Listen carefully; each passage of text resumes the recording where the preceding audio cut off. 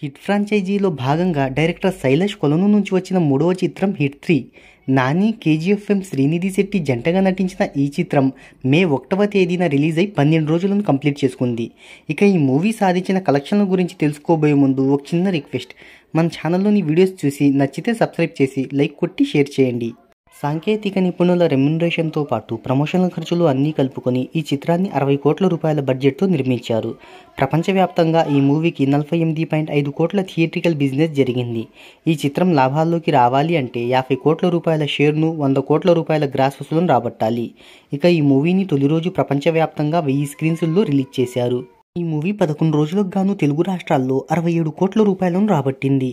ఇక ఇతర రాష్ట్రాల విషయానికి వస్తే తమిళంలో 1,46,00,000, కన్నడలో 35 లక్షల రూపాయలు, హిందీలో 2.15 కోట్లు, మలయాళంలో 72 లక్షల రూపాయలను రాబట్టిన ఈ చిత్రం ఇక ఓవర్సీస్లో 24.1 కోట్ల వసూలను రాబట్టింది.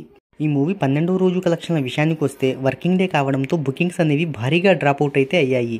కేవలం 14.18% మాత్రమే థియేట్రికల్ ఆక్యుపెన్సీ అనేది నమోదైంది. ఇక హైదరాబాద్లో 376 షోలు, బెంగళూరులో 276, విజయవాడలో 58, విశాఖపట్నంలో 105 షోలు పడ్డాయి.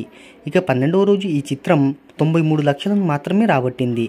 తద్వారా ఈ చిత్రం ఇండియాలో 72.61 కోట్ల నెట్ను రాబట్టగా ఓవర్సీస్లో 24.1 కోట్లను రాబట్టింది. ఈ కలెక్షన్స్తో ఇప్పటి వరకు ఈ చిత్రం ప్రపంచవ్యాప్తంగా 106 కోట్లకు పైగా కలెక్షన్స్ రాబట్టినట్టు ట్రేడ్ వర్గాలు వెల్లడించాయి. మరి లాంగ్ రన్లో ఈ మూవీ ఎంతవరకు కలెక్షన్లను రాబడుతుందో కింద కామెంట్లో తెలియజేయండి.